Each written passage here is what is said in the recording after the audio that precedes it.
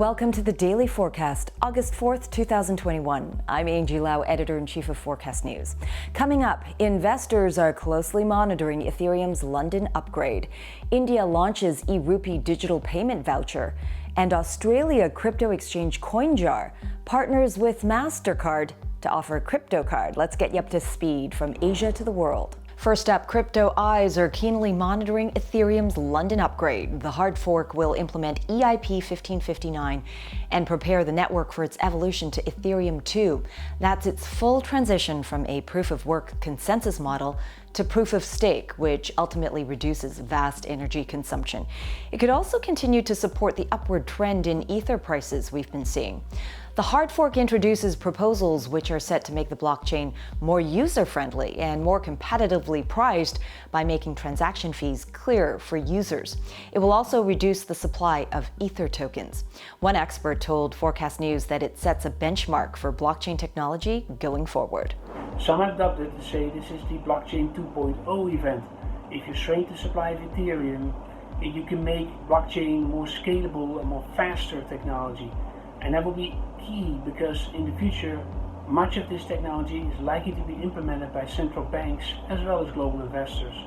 Emans says prices could be sharply boosted by the London upgrade, comparing it to Bitcoin's halving events, which have triggered eventual bull runs in the past.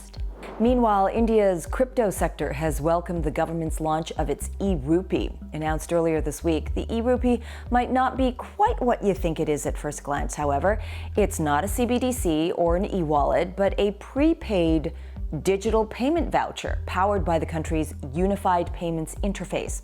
And it's not blockchain powered, but the crypto industry in India is still excited by it. According to India's Business Today, crypto exchanges have reacted favorably to the launch, with ZebPay saying that it's a step towards forming a complete digital economy, and WazirX saying it emphasizes the core message of blockchain-based tokens by enabling end-to-end digital transactions.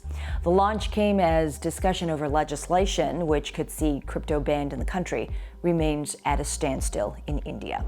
On to the markets today. Bitcoin down 2% at a little under $38,000 as of 4 p.m. Hong Kong time at the end of the Asian trading day. The fall follows Bitcoin SV suffering a 51% attack, which saw 3 chains being mined simultaneously. A 51% attack is an attack where miners gain over 50% of the hash rate on a proof-of-work blockchain, which right now includes Bitcoin as well as Ethereum in its current version. It is the 5th such attack since June. And in the top 10 for cryptocurrencies, XRP down 1.5%, but Cardano is up 2.5% after BitPoint announced it will be the first exchange in Japan to list the coin later this month. The country is known for its extremely strict listing rules. And finally, Australia's Coinjar crypto exchange has partnered with Mastercard to launch the country's first crypto spending card. The card is already available via Apple Pay and Google Pay, and it allows customers to select from 30 currencies, including Bitcoin and XRP, at the point of sale, with Mastercard paying the merchant the equivalent amount in Australian dollars. This means the card is accepted anywhere Mastercard is. In a big week for Australia's fintech industry, with this news following payment giant Square's acquisition of the buy now pay later company Afterpay, Coinjar told Forecast News the only thing holding fintech companies in the country back is its population. We're actually really quite forward in the way that we engage and create new products in the fintech space. I think we're up there with the UK. I definitely say we're in the top 5 of jurisdictions in the world in terms of new product offerings, but there is only 25 million people here. Launching those products globally it can definitely be our thing. Michaelides says that means the company is looking to expand its operations in the UK next.